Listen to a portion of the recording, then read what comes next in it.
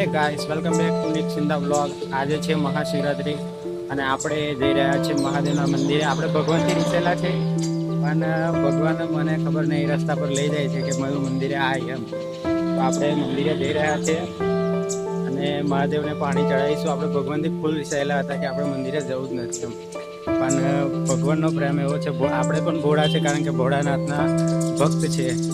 તો મંદિરે જઈને તમને બતાવું, શિવજીના દર્શન કરાવું. તો ગાઈસ, આ છે મહાદેવનું મંદિર, તમે જોઈ શકો છો. નીલકંઠ મહાદેવ, એટલી બધી ભીડ છે. આપણે ચાલો મંદિરે દર્શન કરીએ. આગળનો જે નજારો છે તમે જોઈ શકો છો. એટલે ભક્તિમય વાતાવરણ છે. તમે મંદિરે ગયા કે નહીં કોમેન્ટમાં જરૂર જણાવજો. આજે તો જવું જ પડે, ગમે તેલા ઈચ્છેલા હોય તો પણ.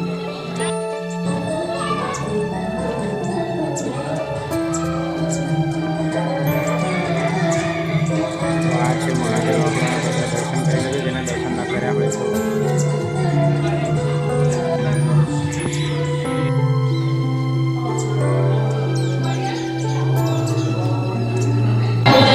તો મિત્રો, આપણે મહાદેવના દર્શન કરી લીધા છે. ખૂબ મજા આવી આપણને દર્શન કરીને. એટલું પ્યોર અનુભૂતિ થઈને કે મહાદેવ હજુ આપણી જોડે બેઠા હોય એમ. મતલબ કે આપણે ગમે તેટલા એમને દૂર રહેવાનો પ્રયત્ન કરીએ પણ મહાદેવ આપણને ખેંચીને એમની જોડે લાવી દે. આપણને એમના જે ચાહીતા જે ભક્તો હોય એમને ખેંચી લાવે છે. આપણે ગમે તેટલા એમનાથી દૂર રહેવાનો પ્રયત્ન કરીએ. આપણે ખાલી જ રીસાયા હતા, એવું કંઈ હતું નહીં.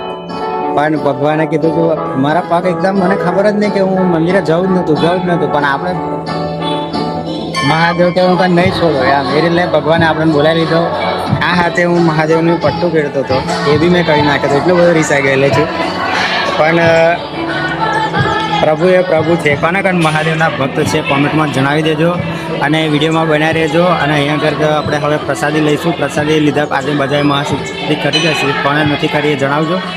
અને અહીંનું વાતાવરણ ખૂબ જ જોરદાર છે. હું તમને આખો વિડીયોમાં બતાવીશ કે કઈ રીતનું છે.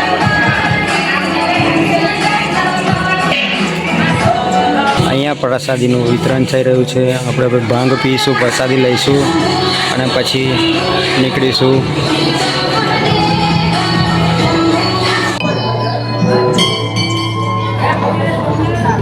અહીંયા સરસ મજાની ભાંગ છે.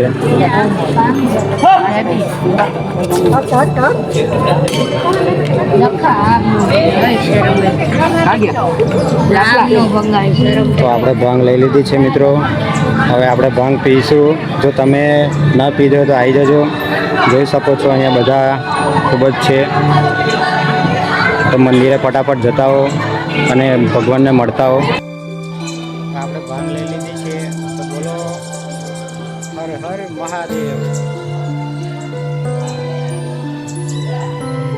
હા, મજા આવી ગઈ.